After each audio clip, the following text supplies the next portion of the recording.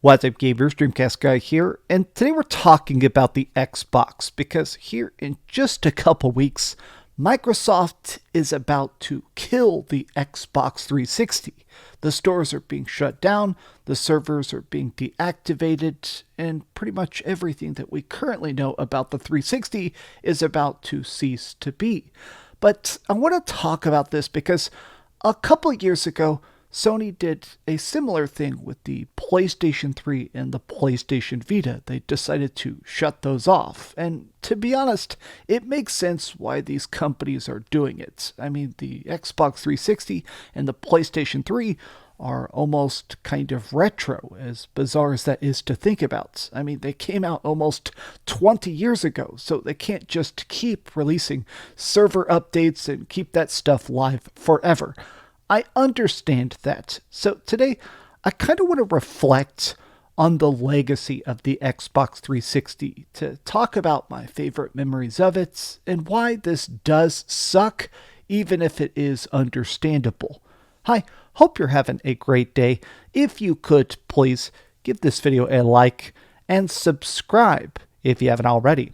Now, huge W to Microsoft because they're actually doing this in a way that I think is, honestly, it's very good-natured. I don't think they had to do this, but essentially, at the end of the month, on July 29th, the stores are just being shut off. They're going to be gone, but any game you have already purchased, you can re-download. So if you're trying to play something and you bought it years and years ago and you have the same Xbox account, it will still work. And so what they've decided to do is incredibly ridiculous discounts. I mean, some of the best games are getting 90 or 95% off. I mean, look at this, pages and pages and pages of stuff. Like all the Resident Evils are freaking 90% off. Need for Speed, which I love a lot. I mean, what I'm saying essentially is that it is cool that they're doing this in a way that's not just a big surprise. They didn't just flip the switch and people who were still playing Xbox 360 were just getting a rude awakening. Now, the reason this feels very different than the PlayStation 3 is that obviously the PS3 is a separate console. When it comes to the 360, the Xbox Series X does have full backwards compatibility or very extensive backwards compatibility. I've got a big Xbox 360 collection, and a lot of those times I can just take an actual physical disc and place it in my current console, and not only will it play it, but a lot of times it plays it better. Higher resolution, better frame rate, stuff like that. So the fact that those games are lost, it does suck because the Xbox Series X was pretty much the only actual current backwards compatible system. Like, yeah, there's some Wii U games on Nintendo Switch. Yeah, there is some PlayStation 3 stuff that's playable on PlayStation 4 and PlayStation 5, but the actual amount is very, very scarce. Whereas the 360, it was, in a lot of ways, alive and well. And the reason this is just such a big deal is because I do think that the Xbox 360 is one of the most important consoles to current gen tech. Like, if you weren't around back then, it was completely wild because Microsoft made a lot of smart choices about pushing into the Xbox Live space.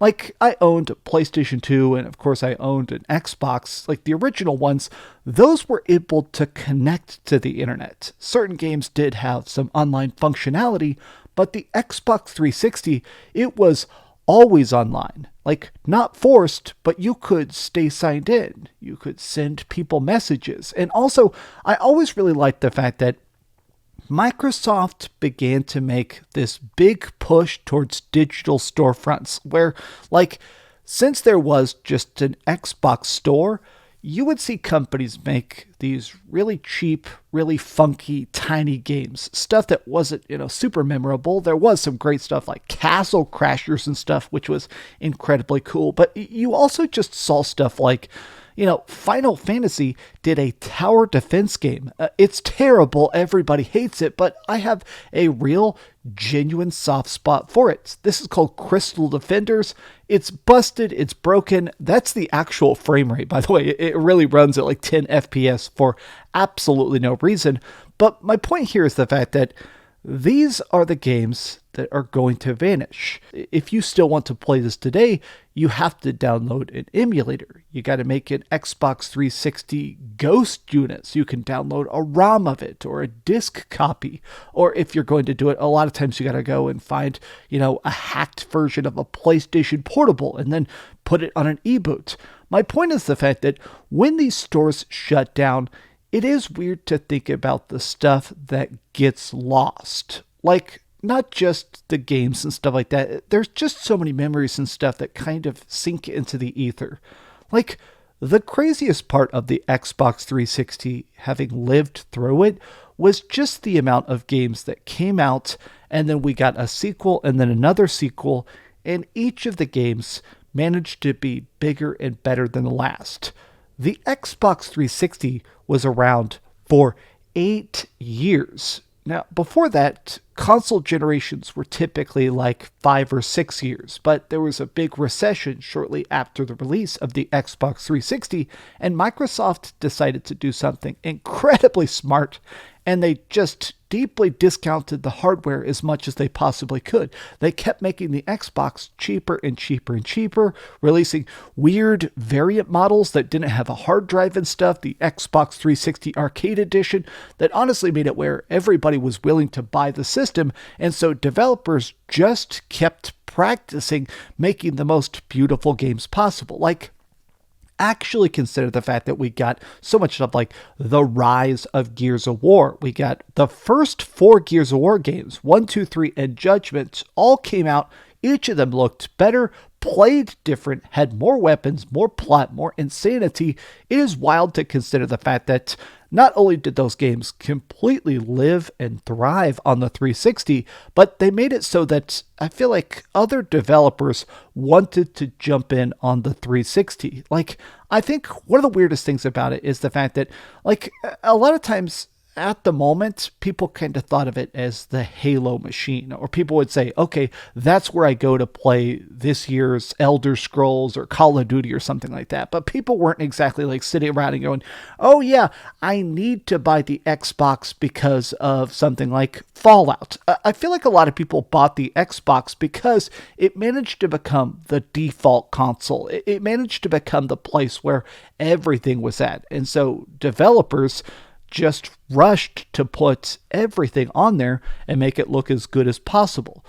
I think I'm almost sad about the fact that really this push towards all digital, like, I feel like we're going to lose something with this. Like, currently in a lot of spots, Xbox has completely stopped having physical games. They just tell you to get it on Game Pass. And yes, Game Pass does exist, but thinking about the 360, a lot of those games that were digital only or had digital only DLCs and expansions or very necessary patches, a lot of those games, you are going to lose a lot of that essence now that it's all just getting shut off. And I'm almost worried about the fact that in the future, as games start to rely on digital storefronts more and more and more, we are losing something from the past. Some of the stuff is not going to be able to be preserved. And I am sad about that, especially some stuff. I'm blocked by Jason Schreier, so you can't see his full quote here. But essentially, the creator of Final Fantasy, Hironobu Sakaguchi, said he has no interest in bringing back his old games. He doesn't want to bring them to current platforms. And you know what? We're not going to force him. But one of the best games he ever worked on is called Lost Odyssey. It's an incredibly unique game that only exists on the Xbox 360. It's really good. A lot of people consider it to be the real Final Fantasy 13. That's gone. Like, this is me playing it. I have beaten it. That only exists on the Xbox 360 and thus is playable on the Xbox Series X. But here in a couple weeks, it's just going to be deleted. It's just going to vanish. the price of physical discs is, of course, going to skyrocket. And yeah, people can still emulate it. But my point is the fact that as we go towards this console-focused and now digital-focused medium, I do think things are going to slowly evaporate. And I do think this sucks because it just feels so unforeseen. Like, I feel like I'm most specifically thinking about the PlayStation 3 and the Xbox 360 generations because they had thousands and thousands of games. They were some of the first HD games we ever had. I remember when the Xbox 360 came out, I couldn't afford one for a couple of years, but my buddies had one, and I would hang out with my buddies all the time, so I had a chance to play it constantly. About a year and a half after it came out, I finally managed to save up enough to buy it, but I couldn't afford an HD TV, and it was pretty necessary. So I bought Dead Rising.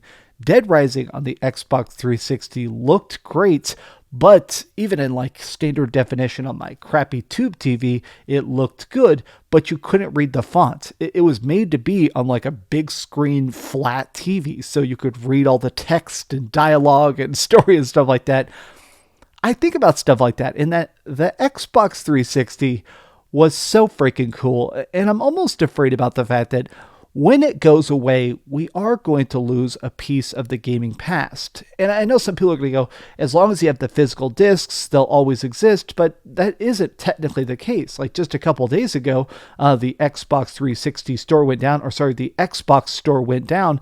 None of the games would work. Even if you had a physical disc in your actual console, it just wouldn't work. My fear, and maybe this is unfounded, feel free to clip this out of context in the future. My fear about this is that what happens in 5 years from now, in 10 years from now, if Microsoft decides to give up on the Xbox experiment?